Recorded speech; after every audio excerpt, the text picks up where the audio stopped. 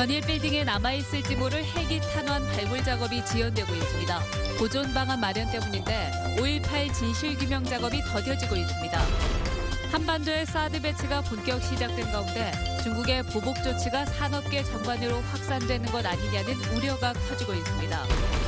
100억 원이 넘게 투입된 도심 하천이 재기능을 못하고 있습니다. 악취와 벌레 때문에 주민 불편이 큽니다. 광주시 산하 8개 공공기관장 공모가 한창인 가운데 윤장일 시장이 이번에는 오명을 씻어낼 수 있을지 주목됩니다.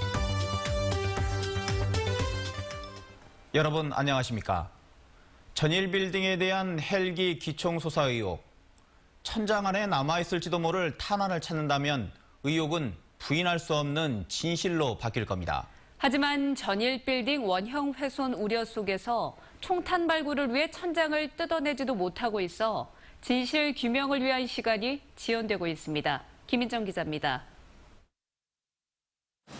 전일 빌딩 외부부터 10층 내부까지 이어지는 150개의 무더기 탄은 건물 밖에 헬기가 뜬 상태에서 총격이 가해졌다면 천장을 뚫고 들어간 총알이 아직도 천장 안쪽에 남아있을 수 있다는 게 국과수의 결론이었습니다.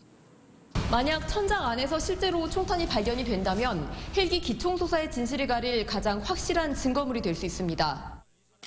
그러나 벌컨포 탄피, 깨진 유리창 등은 국과수의 감식을 의뢰하면서도 가장 중요한 총탄 발굴 작업은 아직 시작하지 못했습니다.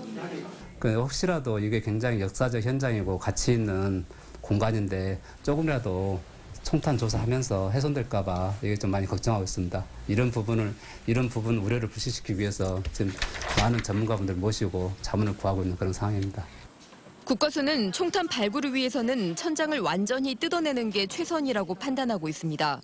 또 천장을 뜯지 않고 금속 탐지기나 로봇 내시경을 통해 확인하는 방법으로는 정확한 감식이 어렵다고 밝혔습니다. 일단 광주시는 전문가들의 조언을 토대로 천장에 설치된 전등 부분만 떼어낸 뒤 구멍을 통해 총탄을 찾는 방법 등을 이번 주 중에 국과수에 제안할 계획입니다.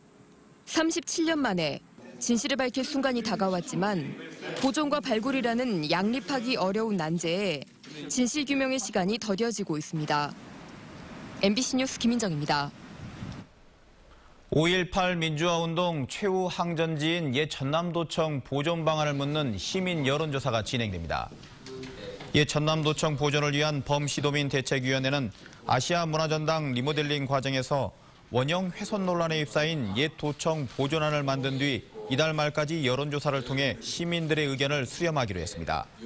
대책위는 또 이렇게 확정된 옛 도청 원형 복원안을 대선 공약으로 만들어 차기 정권에서 해결되도록 요구할 방침입니다. 광주시가 전체 산하기관장의 3분의 1을 교체하는 작업을 진행하고 있습니다. 그런데 사전 내정설 등 잡음이 일고 있습니다. 이번에는 윤장현 시장이 측근 인사의 오명을 씻어낼 수 있을까요? 김철원 기자입니다. 윤장현 시장이 사표를 받아 새로 기관장을 뽑고 있는 광주시 산하 공공기관은 모두 8곳입니다. 광주시 산하기관 24개 가운데 3분의 1의 수장이 바뀌는 대규모 인사입니다. 광주도시철도공사 사장과 평생지능교육원장 신청자 접수가 마무리되는 내일 이후부터 3월 말까지 신청자 간 경쟁이 본격화됩니다. 신청자 접수가 끝난 신용보증재단의 경우 이사장이 응모한 이들이 16명에 달할 정도로 경쟁이 치열합니다. 각 기관별로 7명씩 구성이 돼가지고 그 임원추천위원회에서 서류 심사 방법이라든가 향후에 면접 일자라든가 추진 일정들을 다 거기서 결정하게 되고요. 임기 초부터 측근 정실 인사 논란에 휩싸였던 윤장현 시장은 이번만큼은 인사 공정성 시비가 일어나지 않게 하겠다고 공언하고 있습니다. 특정인에 대해서 내정하고는 가지 않을 거니까 좋은 분들이 이렇게 폭넓게 참여해 주시기를 좀 도와주시길 청드립니다. 하지만 시장의 공언과 달리 일부 공공기관의 경우 사전 내정설이 도는 등 잡음이 일고 있습니다. 또 교통약자 이동지원센터 본부장의 경우는 면접까지 진행했지만 적격자를 찾지 못해 재공고에 나서기도 했습니다. 측근 인사 혹은 절친 인사 등으로 비판받아왔던 윤장현 시장. 이번 공공기관장 인사에서는 인사 공정성 시비에서 벗어날 수 있을 것인지 그 의지가 시험대에 올랐습니다. MBC 뉴스 김철원입니다. 막대한 예산을 들였지만 무늬만 생태 하천인 곳이 있습니다. 도심 하천을 살리겠다는 사업 추진은 온데간데 없고 주민들은 악취와 벌레 때문에 고생하고 있습니다. 김진선 기자입니다. 지난 2007년 생태하천 공사가 끝난 목포 이밤천입니다. 서울 청계천을 기대했던 주민들의 반응은 실망스럽습니다. 수량이 부족해 비가 오지 않으면 마른 하천이 돼 사실상 고여있는 상태입니다. 하천 바닥벌은 썩어 악취가 진동합니다. 곳곳에 심어진 갈대와 풀 때문에 여름철이면 모기 등 각종 벌레로 뒤덮여 주민 불편이 큽니다. 여름 되면요. 여기가 냄새도 많이 나고 악취가 심합니다. 그러고 여름에는 사람이 걸어다니도 못합니다. 생태하천 복원 사업에서 수질 개선 대책 등 사실상 생태가 빠졌기 때문입니다. 1.25km 길이의 이밤천 양쪽에는 석축이 만들어져 있습니다. 말만 생태하천이지 결국 경관 사업에 치중한 토목 사업만 했다고 볼 수 있습니다. 생태하천으로 만든다고 했는데 보시다시피 엉망입니다. 결국은 토목공사를 하기 위한 공사를 했지 않느냐. 전임 시장 때 추진된 문의뿐인 이밤천 생태하천 만들기 사업에는 국비와 시비 등 150억여 원이 들어갔습니다. MBC 뉴스 김진선입니다. 오늘 오후 2시쯤 화순군 동봉면의 한 도로에서 혈액 공급 승합차와 5톤 화물차가 충돌해 승합차 운전자 51살 정모 씨가 숨지고 화물차 운전자가 크게 다쳤습니다. 정 씨는 혈액 70리터를 순천의 한 병원으로 공급할 예정이었으며 혈액원은 사고 차량에서 혈액을 수거했습니다. 경찰은 정 씨가 중앙선을 침범해 사고를 낸 게 아닌가 보고 정확한 경위를 조사하고 있습니다. 술에 취해 노부부를 무차별 폭행한 30대가 구속됐습니다.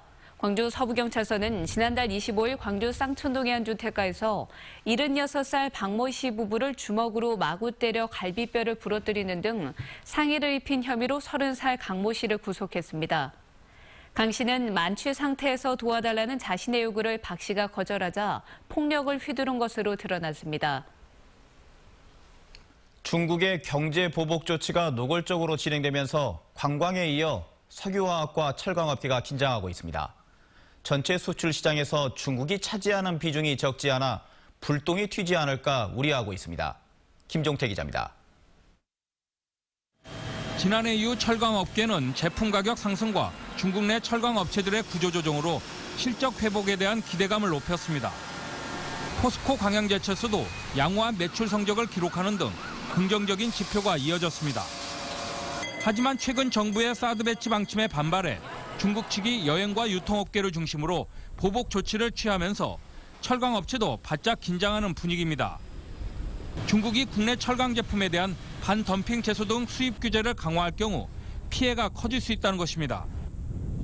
다만 역으로 중국산 철강 제품을 가장 많이 수입하는 시장이 한국이라는 점을 감안하면 제재 수위가 제한적일 것이라는 지적도 제기됩니다. 중국 정부로부터 공식적인 무역 규제나 불이익한 조치는 없었습니다만 저희 광양제철소에서는 앞으로의 상황을 예의주시하면서 전략적으로 대처해 나갈 계획입니다. 지역 석유화학 업체도 사드 보복에 불똥이 튀지 않을까 긴장하기는 마찬가지입니다. LG화학의 주 생산품인 전기차 배터리 인증 기준을 중국 측이 터무니없이 강화하면서 중국에서 제품 판매가 사실상 중단된 상황입니다. 한화케미칼이 생산해 중국에 수출하고 있는 폴리실리콘도 느닷없는 반덤핑 조사로 관세 폭탄이 우려되고 있습니다.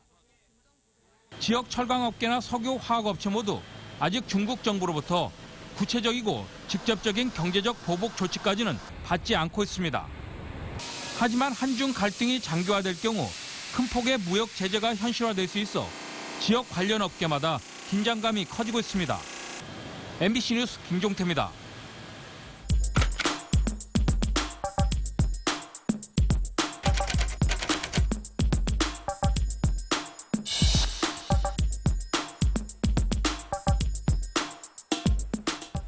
(3월 8일은 세계 여성의 날입니다.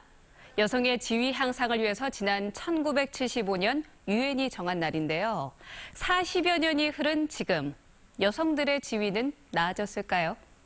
여성으로서 특정 역할을 강요받거나 외모 비하 같은 괴롭힘을 받는 걸 이른바 젠더 괴롭힘이라고 합니다. 우리나라 직장에서 여성들은 주 한 회 이상 젠더 괴롭힘을 경험하고 있는 것으로 나타났습니다. 이는 남성과 여성의 성평등이 이루어지지 않고 있다는 반증인데요. 광주의 성평등 지수는 어떨까요? 교육이나 복지 등 전반적인 성평등 지수는 전국 16개 시도 가운데서 중상위권에 속합니다. 하지만 여성 혐오나 강력범죄 등을 뜻하는 안전 분야의 성평등 지수와 육아와 가사노동 등 가정 안에서의 성평등 지수는 전국 평균보다 이렇게 낮았습니다. 의사결정 분야의 성평등 지수는 8개 지수 가운데 가장 낮아서 많은 여성들이 이른바 유리천장을 경험하고 있는 것으로 나타났습니다. 인권의 도시라고 하는 광주라면 여성의 사회적 지위와 성평등도 다른 지역보다 좀 나아야 하지 않을까요? 오늘의 검색창이었습니다. 광역시 가운데 처음으로 광주 지역 농민들이 매달 월급을 받을 수도 있을 것으로 보입니다. 광주시의회 이정현 의원은 지역 농협과 수매 약정을 한 농가를 대상으로 수매 대금을 미리 지급하는 형식으로 수확기 전까지 매달 월급을 지급하는 내용의 농업인 월급제 지원 조례를 발의했습니다. 이 조례안이 통과돼 시행될 경우 농민 2,500여 명이 혜택을 받을 수 있을 것으로 전망됩니다. 농업인 월급제는 전국적으로 나주시 등 10여 개 자치단체에서 시행되고 있습니다. 광주시가 자동차와 에너지 분야 등 국내외 12개 기업과 투자 협약을 체결했습니다. 광주에 투자를 약속한 기업은 특장차 전문 기업인 한국상용트럭과 자동차 부품 기업인 남도금형, 그리고 에너지 기업인 주식회사 IST 등으로 앞으로 861억 원을 투자해 진곡 산단과 도시 첨단 산단 등의 공장을 신설하거나 증설할 예정입니다. 광주시는 이번 투자 협약으로 560여 명의 일자리가 새로 생길 것으로 기대했습니다.